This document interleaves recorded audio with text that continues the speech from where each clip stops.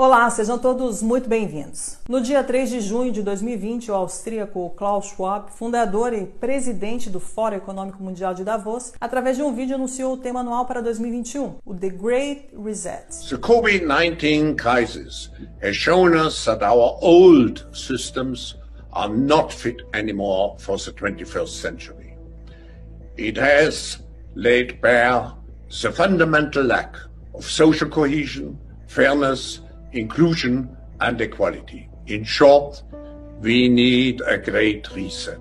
Curiosamente, um modelo muito parecido que vem sendo defendido aí pelo IPCC, que é o International Panel on Climate Change, que é um órgão das Nações Unidas que avalia a ciência relacionada às mudanças climáticas, que tem como garota propaganda Greta Thunberg e seus amiguinhos corporativos como Al Gore e Larry Fink, da Blackwater. Só que essa agenda se encaixa perfeitamente com uma outra agenda. O termo Great Reset se encontra em um documento publicado pela ONU no ano de 2015, onde contém uma análise da situação da população mundial e uma série de propostas. E não é por acaso que este documento é conhecido como Agenda 2020-2030. O tema da Agenda 2030 é um mundo sustentável, que é definido por eles como um mundo de igualdade social, igualdade de gênero, vacinas para todos, através da OMS e da CEP, que é a Coalizão de Inovações e Preparação para Epidemias. Esta é uma organização filantrópica que foi lançada em 2017 pelo Fórum Econômico Mundial, juntamente com a Fundação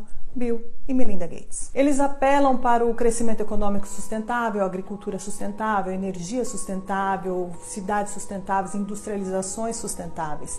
Fica claro que é uma reorganização da riqueza mundial, criando o capitalismo sustentável. Essa mudança precisa ser apoiada por um processo de digitalização global. As novas infraestruturas do 5G farão exatamente isso, facilitando a gestão do enorme tráfego de dados que se tornará aí o petróleo do século XXI.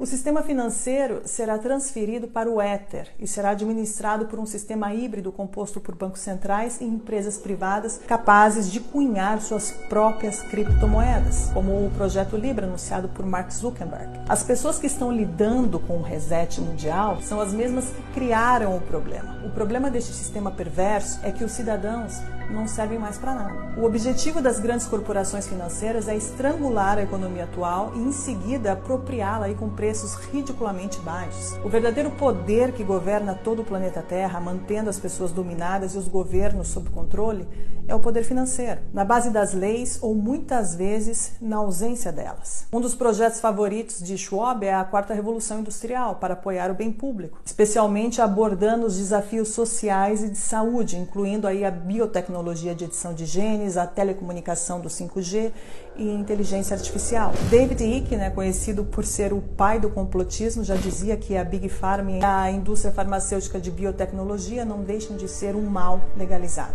É evidente que desse cenário emerge aí uma massa de perdedores, que aumentará de forma incalculável após o desmantelamento do sistema industrial e a digitalização dos serviços. A grande reconfiguração proposta em Davos não parece ser uma resposta ao alcance de todos, mas aparece como uma solução imposta desta elite, destinada simplesmente a proteger os seus próprios interesses. É curioso notar que a chamada pandemia, com suas políticas de lockdown e de medo, facilita e favorece esse grande reset, nos impondo aí uma mudança drástica, desde a remoção do trabalho, permitindo o avanço digital e bloqueando aí o deslocamento das pessoas. A dívida pública mundial aumentará para níveis nunca vistos. Esta é a consequência das políticas econômicas adotadas para fazer frente aos efeitos de restrições devido à disseminação do Covid-19. Os bancos centrais estão injetando grandes quantidades de dinheiro no sistema. Essa ação extraordinária dos bancos centrais está revelando outro grande pressuposto, ou seja,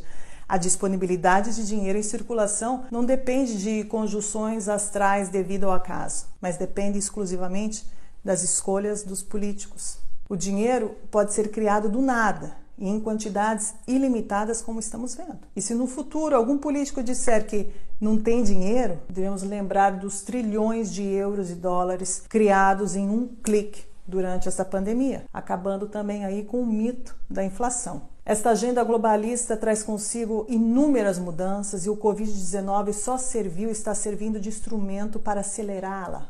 mais fechamentos virão, haverá uma onda de falimentos sem precedentes, o congelamento da produção e o desemprego em massa levarão à fome. Motins e revoltas vão estourar pelo mundo todo de acordo com os planos da elite. Os lockdowns levarão inevitavelmente a economia mundial ao colapso e darão origem ao que será a crise econômica mais grave da história da humanidade. Esta enorme depressão tem uma função muito precisa: criar uma sociedade de duas classes. Uma formada por esta pequena elite dominante e outra formada por uma multidão de pobres, na qual a classe média desaparecerá definitivamente, assim como as pequenas e médias empresas que seguirão o mesmo destino. As grandes corporações terão todo o mercado em suas mãos.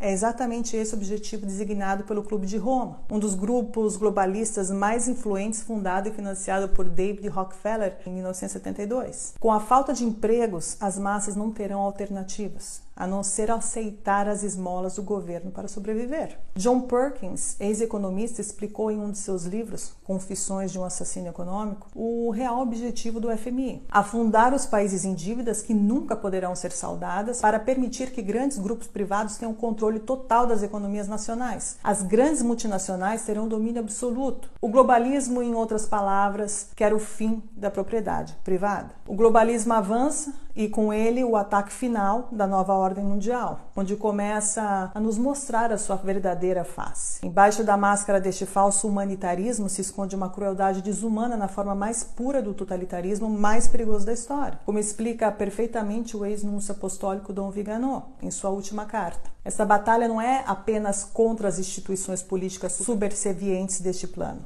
São as próprias palavras de São Paulo em sua carta aos Efésios que explicam o verdadeiro significado desse conflito. Nossa batalha, na verdade, não é contra criaturas feitas de sangue e de carne, mas contra os principados e poderes, contra os governantes deste mundo de trevas, contra os espíritos malignos que vivem nas regiões celestiais. São horas decisivas para o destino da humanidade e do mundo, e esta é a batalha que eu, você e toda a humanidade se encontra neste exato momento. È diventato chiaro in questo momento che ognuno di noi è rappresentante di se stesso, perché lo Stato non rappresenta più